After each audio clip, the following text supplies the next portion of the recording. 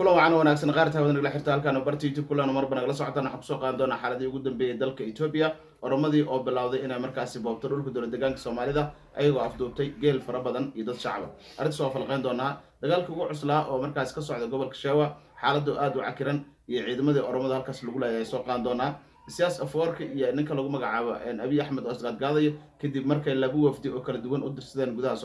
Soomaaliya ay kala xidxudanayaan xagee wax marayaan xashan maxamed dhago la safan yahay su'aalaadkaas ayaa la isweydiinayay inaan ka jawaab doonaa waxaan kaloo ka hadli doonaa xaaladii ugu dambeeyay dhanka iyo gobolka Canfarta oo la isku haysto dagaalka ugu cuslaa oo socdo ciidamada Aftah al-Burhani Hambalyo laba magaalo oo caalami ah ee gobolka Kordofaan kala wareegeen ayagana waan falqayn doonaa dagaal culus ayana ka socdo gobolkaasi waxaan kaloo soo qaadan doonaa xaaladii ugu dambeeyay dowladda Masar oo sheegtay si degdeg ah ay ciidamo u keeni doonto Turkiga oo badaha Soomaaliya la wareegayo xaaladu isbedel weyn ku imaaday Abiy Ahmed oo dhiiqa ku fadhiyo waxaan kala soo qaadan doonaa xaaladii ugu dambeeyay koonfurta Soomaaliya siyaasadda meesha la kala marayo Cabdiqaadir Firdhi oo la sheegay la caalam saar doona 22 bishan arrimahaas aan falqayn doonaa Somaliland iyo xeer ciise oo meel xun marayo barnaamij shargaray meel fogaarsiya waxay barnaamijka ugu soo fargood barnaamij ku soo dhawo marka hore waxaan ku hormaraynaa gudaha dalka Ethiopia iyo xaaladii ugu dambeysay dowladda deegaanka Soomaalida waa tii oromada ay soo weerartay gobolka Daawo dad ay afduubteen maxalida ay dhaceen xoolo haddana waa laga daba tagay xoolihina waa laga soo qaaday maanta ayagana dhowr iyo 10 laga dilay maxay kula tahay goniyo aad iyo aad baad u mahadsan tahay dadka dowladda deegaanka Soomaalida ee dal iyo dibadba ku sugan iyo cid walba Soomaaliyeed oo danaynaya yacni wararkeena ayaan rabnaa horta xaqiiqada mar walba inaan ka daba geyno waatii aan warkii hore goniyo ugu sheegnay in laba ruuxna ay dileen dad 4 ilaa 5 gaarahayana ay dhaawaceen oromadu weerar ay ku soo qaadeen duleedka magaalada Mooyaale ee dowladda deegaanka Soomaalida marka ay soo qaadeen dowladda deegaanku kamayna jawaabin laakiin dadka gobolka Daawo iyo Liibaan dadka deegaanada ku sugan oo ah dad birlaba inta badan yaqaanaba oromada sidii la isaga celiyo ayaa markiiba qoriyaha dhalinyaradii deegaanka ku sugnaaba qoriyaha boobay dagaal baa la isu diyaariyay raadkoodii baa nimankii oromada ahaa ee geela dhacay ee dadka laayay ayaa la qaaday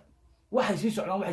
carra oromo ayaa la isaga daba tagay ciidan fiican oo kuusanna way ahaayeen dhagta laga geliyay nimankii geela watay iyo waliba dad kale oo la tilmaamay ciidan kale oo la tilmaamay inay u soo gurmadeen halka dagaal xooggan baa ka dhacay gooniyo geeli baa laga riday oo aad u tiro badnaa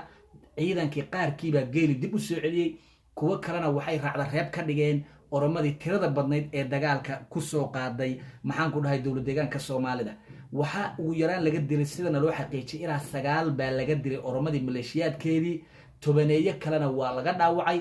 ciidankii dowladda deegaanka Soomaalida aan idhaahday ama shacabkii dowladda deegaanka Soomaalida ee isdifaacayayna wax quman ma soo gaareen dhaawacyo yar oo aan badnayn ayaa soo gaaray sida naloo sheegay halkaasina waxa ka dhacay in ay magaranaysaa ay mar dambe yimaadaan waxay sidaan ciidamada makalakayaaga iyo kuwan oromadu isugu yihiin markastoo laga xoog bato ciidamada maleeshiyaadka oromada ee liu booliska iyo wax walba leh markii laga xoog bato ayay soo galaan markii ogaadeen in laga xoog batay ayay ciidamadii kale diriiska dowladda federaalka Ethiopia qabay ayay u soo hiiliyeen halkii bayna magaranaysaa dheheen Soomaaliya halkiina ka noqda xoolihii bayna Soomaalidu la soo noqdeen sida la tilmaamahayaan halkaasi waxa weeyaan dagaal khasaare geystay oo oromada dhagta laga geliyay ayaa gooniyo ka dhacay haddana waxa weeyaan oromadu waxay abaabulaysaa shir oo ay ku abaabulaysaa magaalada Mooyaale inuu ka dhaco oo labada maamul la isugu keeno oo la leeyahay ma garanaysaa budubadhaad wax kale ma jiraan budubadhaad markii oromadu inta la raaco dhalinyarada maxaan ku dhahay gobolka Daawo iyo Liibaan ay dhagta ka geliyaan ayay oromadu maamulkeedu intay soo kacaan bay waxay geliyaan budubadhaad iyo waxaan jirin bay geliyaan marka xaaladdu halkaas ay maraysaa dowladda deegaanka Soomaaliduna wax ciidan iyo wax taakula iyo wax dawo iyo wax dhiirigelina oo maamulka uu hogaaminayo Mustafa Cagshir Gooniyo ay ka helaan dadka shacabka inaba ha yaraatee ma jirto maalintii shalay markaad ogeyd jaamacatu al-islaamiyya fi Jigjiga markii la dhagax dhigay ayuu culimo u diinkii kala duwanaa wuxuu leeyahay waxaad ii dhahdaan buu ii dhaxgelisaan waa in Cagshire waxaad ii dhaxgelisaan in dowladda deegaanka Soomaalida aan ahay ninkii ugu fiicnaa ugu khayrka badnaa ee maxaan ku dhahay jaamacadaha dhagax dhigay doorashada dambana inaan taaganahay inta ii dhaxgeliya culimo diinka intay ku qosleen baa lagu warhaad niyo waxa la yiraahdaa ninka jamcada waalan raba khamiistu soo xayxaytay Cagshir meeshan barnaamijkan u nimid waa barnaamij diin away waa jaamacad diin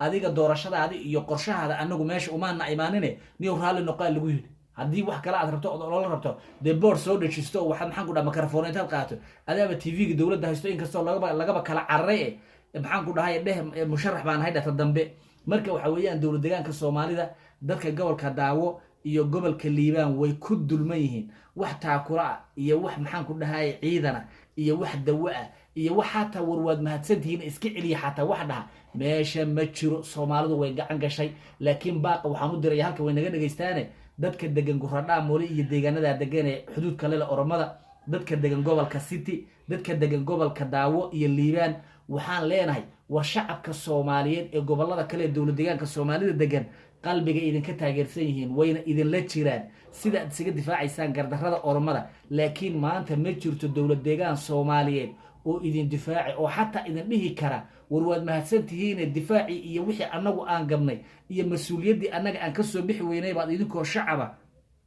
ayaad samayseene hore u galo xataa idin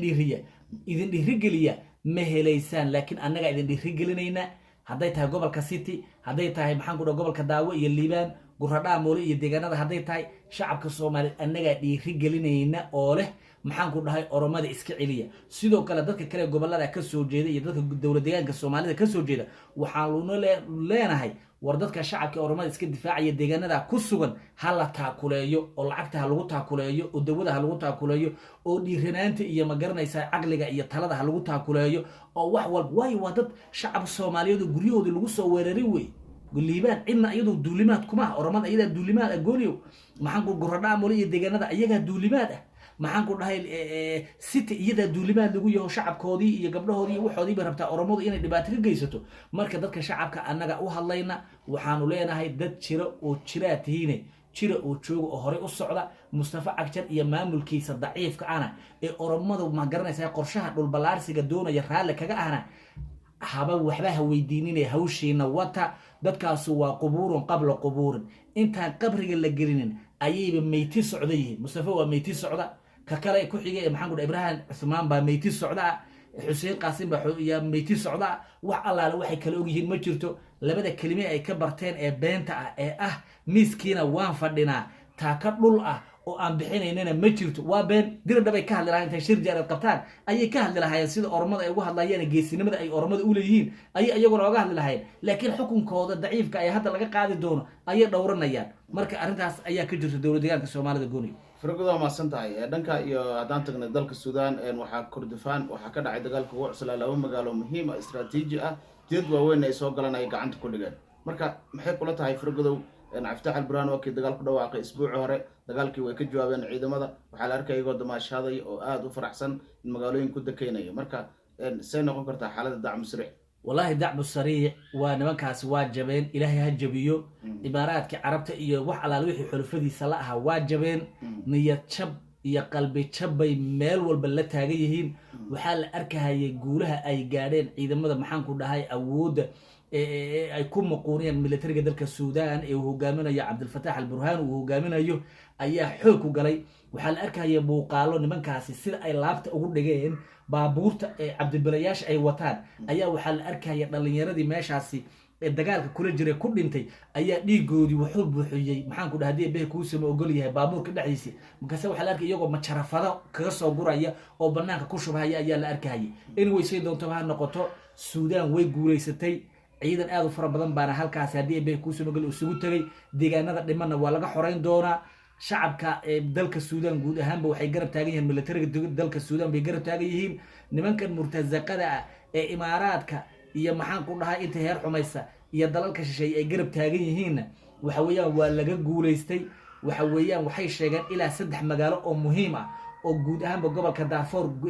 ninka lagu magacaabo Gooniyow muhiim ugu aha ayay ciidamada dalka Suudaan gacanta ku dhigeen. waxayna shacabka Suudaan mar ay maanta kala hadlayeen telefishinka ay sheegeen in inta dhimanna ay hadii beeku ay ka xoreyn doonaan ciidan fara badan oo ka tirsanaa dacmo sariicna oo isu soo dhiibeen. waxayna dhaheen ilaahay iyo shacabkaana u toobad keenayna shacabkiina waan raali gelinaynaa dunuubtii aan ka galay ilaahayna u toobad keenaynaa bay dhaheen. marka waxa weeyaan hadda waxa loogu baaqahayaa inay ka toobad keenaan inta kalena makarafoon iyo waraaqaal loogu daadiyay diyaaradaha qumaatiga ka helicopterta ayaa qaarkood waraaqa u daadinaya oo leh isdhiiba maadaama intuu waqti yahay intay goorta isdhiiba. sidoo kale waxa muhiim ah goobtii ugu weyneyd ee ay maxaan ku dhahay dahabka ay ka soo qodan jireen ee imaaraadka looga dhoofin jiray dahabka tirada badan ayay sidoo kale ciidamada dalka Suudaan maanta gacanta ku dhigeen wayna jabeen ciidamadaasi ninka lagu magacaabo Gooniyow. firqadow ma santahay oo arki doona wax ku soo kordha dagaalka Suudaan ciidamada dalka Suudaan oo gobolka Darfur iyo gobolka Kordofan ba labadaba cashar u dhigay nimanka lagu magacaabo dacm sariic ama RSF ayaa wararkeena dambe ku maqli doontaan barnaamij shargareey meel fog gaarsiin.